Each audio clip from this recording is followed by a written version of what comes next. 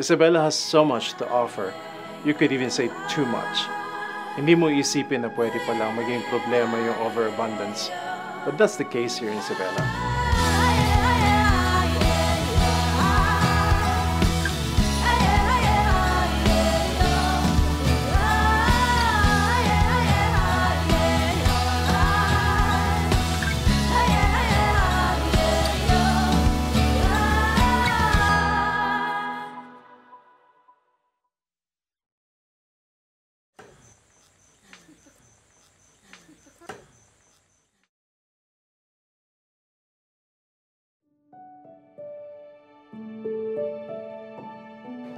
I think my advocacy of supporting local farmers by promoting sustainable food production and the local cuisine na rin. Nagmumula yung advocacy na yan from my own experience. And on one hand, yung awareness ko of Isabela's abundant resources like end up going to waste. And on other, yung exposure ko sa global standards on trends in food and beverage. 14 years old na ako nung umalis kami for the US. So yung formative years ko talaga dito siya sa Isabela. We really took for granted how readily available yung mga gulay at prutas dito sa Isabela. Na-realize lang namin nung nasa US na kami, we had to pay a pretty penny for these produce. I come from a long line of rice farmers and millers, kaya malapit talaga sa puso ko ang mga farmers.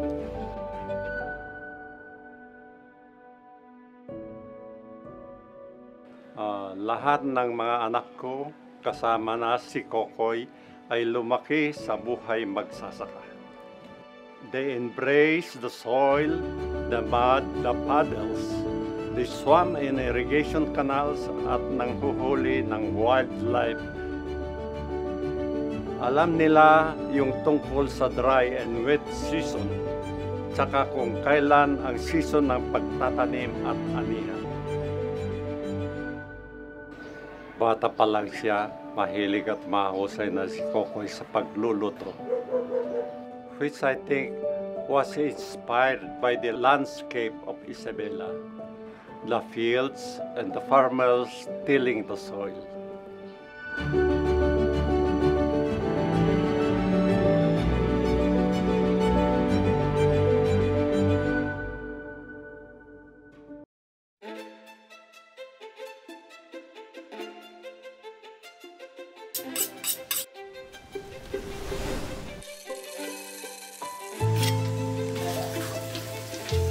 Actually, hindi talaga ako trained as a chef, but I was a business graduate. Kaya my expectation was to live that Wall Street life. Pero after a while, parang na-feel ko na may kulang sa buhay ko. Siguro nga, food really flows through my veins, figuratively and literally. Kaya doon nag-umpisa yung culinary career ko.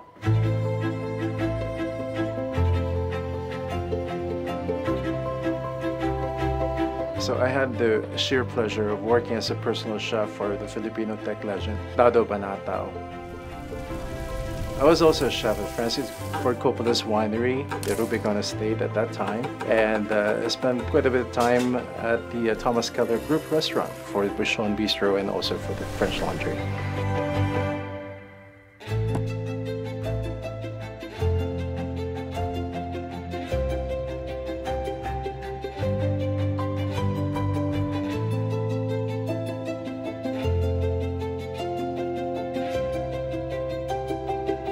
But just as there was this call to move back home to the West Coast, there was another call, and that's to move back even further, back home here, at home in Isabela.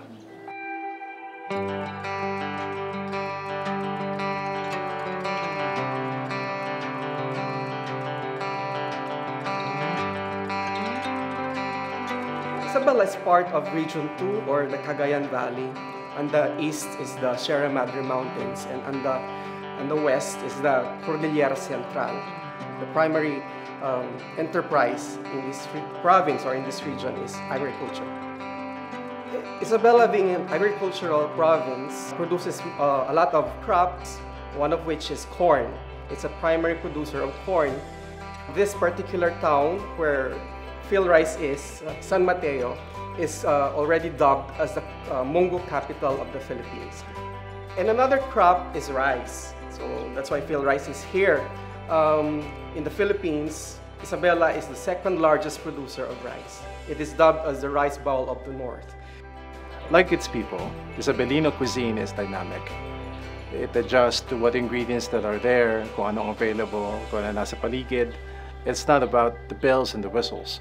It's honest, pure, simple, but true and good.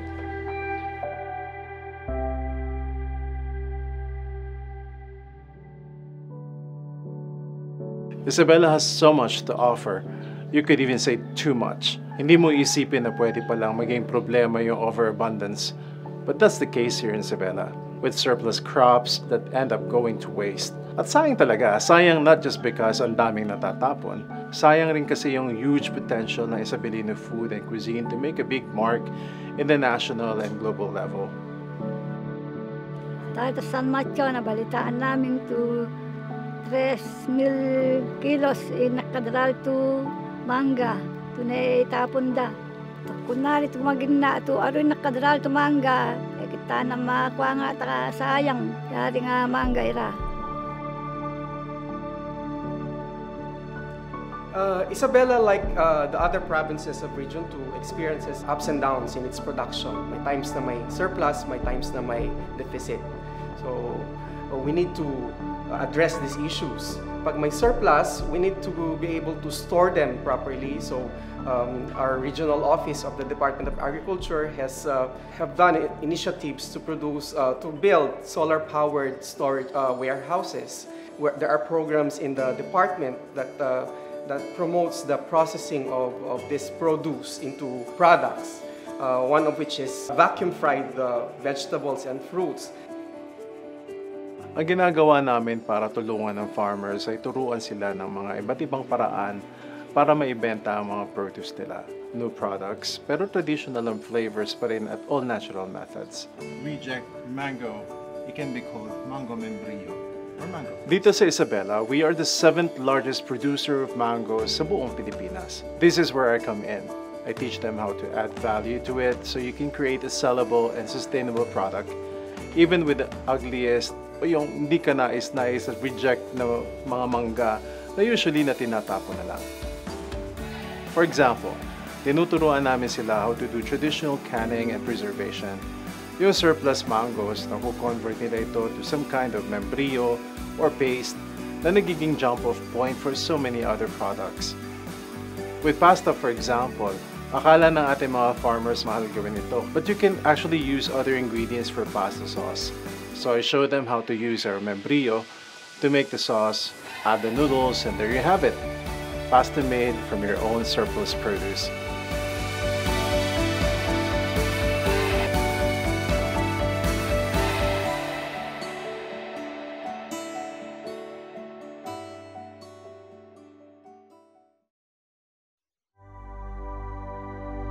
Nakakatuwang makita siyang involved with the farming communities. Dahil sa kanya, na-realize ang ating farmers na may iba pang paraan kung paano i-manage yung surplus harvest. Di na sila nakasalalay sa buyer's land. They can stretch their goods for the entire year and create an additional source of income. Ang karaniwang nangyayari kasi sa Isabela is just the raw material supplier. We export all these munggo or mung beans para gawin silang sotanghon sa ibang bansa, only for us to buy them back as processed noodles for triple the price. So one of the important ways to help elevate the agricultural industry is to help farmers make the end products themselves, but through the natural way that is most available to them. What's also good with the products, I teach our farmers how to make versatile siya. Hindi siya yung parang mga ibang end products na pang isang dish lang yung gamit or something na for direct consumption already. Versatile siya so you can use it for many other recipes and dishes. This is what also makes the goods sellable and long-lasting for even more than a year, if not yet sold. You can be fully proud of it. Okay? Ang tunay na pag-promote sa Isabelino cuisine isn't just about promoting the same dishes and recipes, but it's really about creating a sustainable agricultural economy within Isabela itself, na hindi na kami maghahanap ng iba pang ingredients sa labas. Ang gagamitin natin, yung mga locally abundant produce na nandito na. Yung kakanin namin called inangit, for example, pwede gamitin na lang na yung membrillo na gawa namin as an alternative instead of buying muscovado or tsokolate na traditionally used. Pag lumalabas yung mga balita na tinatapon na lang mga magsasaka yung surplus produce, sana hindi natin sila sisihin. Sana ang isipin natin, paano ba natin sila matutulungan? Ano pa ba ang pwede nilang gawin sa mga harvest na hindi nabibili ng buyers? So yun ang nakikita kong role ko. As someone who was trained in the US to connect our local farmers with my global network and to show them that they can turn something throwable into something valuable.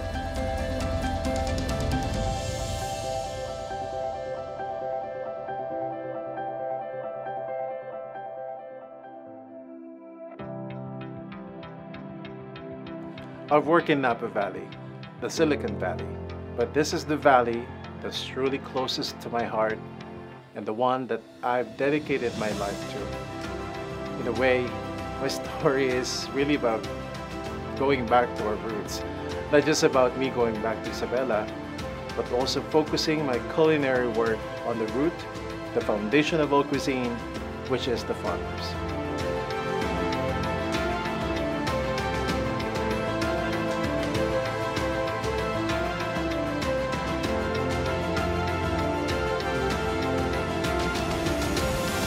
Siak ni Kokoy Ventura, Chef Ken Manalon ito Isabela, de Historia que de Historia Mete Amiana.